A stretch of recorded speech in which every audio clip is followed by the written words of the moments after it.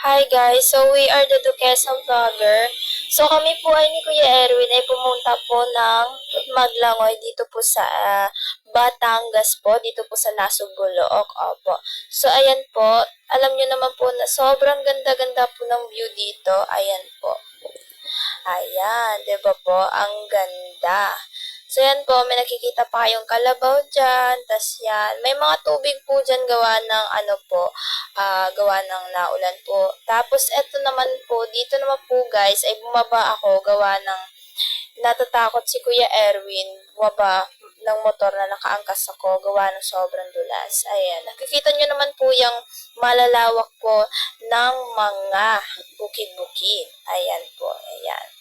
So, pinarking na po namin yung motor namin, tsaka po kami ay magpapatulong kumuha ng labong. So, eto po ay pupunta na po kami sa sulok po. Pupunta na po kami sa may kawayan, gawa ng kukuha po kami ng labong. Ayan guys, nakikita nyo naman po na sobrang sulok po talaga. Ayan po si Kuya. Kuya, nakalimutan ko na po yung pangalan, pero huwag niyo po akong tanongin kung ano po pangalan ni Kuya. So, ayan po, naghahanap po kami dyan ng labong. Kasi po, maano po yung labong pag tag-ulan. Ayan, nakikita nyo naman po yung ilog namin, sobrang dumi po. Ayan, maglalakad na naman po kami. Maghahanap-hanap na naman po kami ng labong. Ayan. Nagbibigo live po dyan si Kuya Erwin. Siya po yung kasama ko. Siya po yung taga-drive po ng motor. Ayan po. So, ayan. Maglalakad naman po kami sa kabila. Gawa ng wala hong labong doon.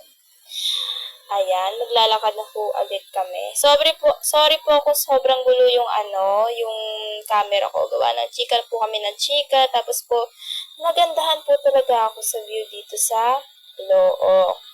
Opo, ayan. So, ayan po si Kuya. Tumutulong po. Ayan, pangiti-ngiti pa si Kuya. Ayan. Ayan po, si Kuya Erwin. Ayan. Lalakad po kami ulit. Tapos pupunta uli kami, maghahanap uli kami ng labong. Opo. Ayan naman po. Ayan, nakikita nyo naman po yung view dyan. Nakikita nyo din po yung mga kalabaw dyan. Opo. Nakikita nyo po yung mga view dyan sa mga bukid-bukid. Ayan po, maglalakad na uli po kami at maghahanap uli kami ng labong. Ayan.